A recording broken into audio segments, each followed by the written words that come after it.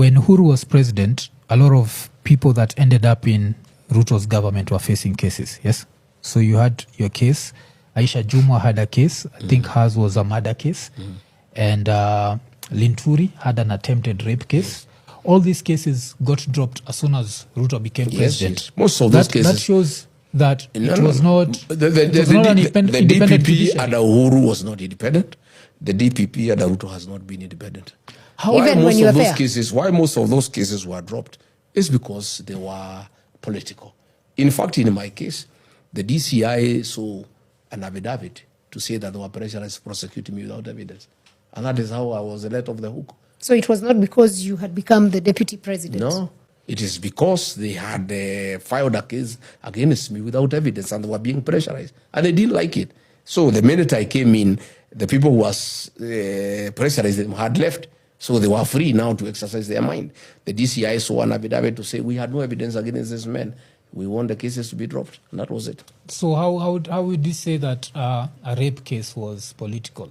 Because either someone was naked and someone walked in. We cannot go into the merits or the demerits of a rape case because, let's not go that direction because you can only say there is a rape case when it has been concluded. There was an attempt. An allegation is an allegation. What happens before a court of law? Everybody is innocent until proved guilty. You cannot say because it has been alleged that you raped somebody, you have raped somebody. It has to go through the rigors of prosecution and it has to be proved.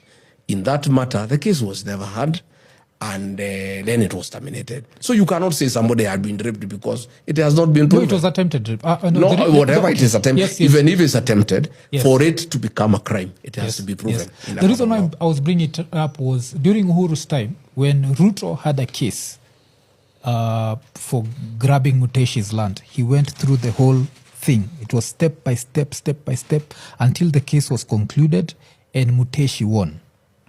During Ruto's time, you are part of you are one of his friends. All his friends, the cases got dropped. Even Waluke, the guy who was in jail for corruption, I think he'd gotten 67 years. All those cases got dropped. You don't know.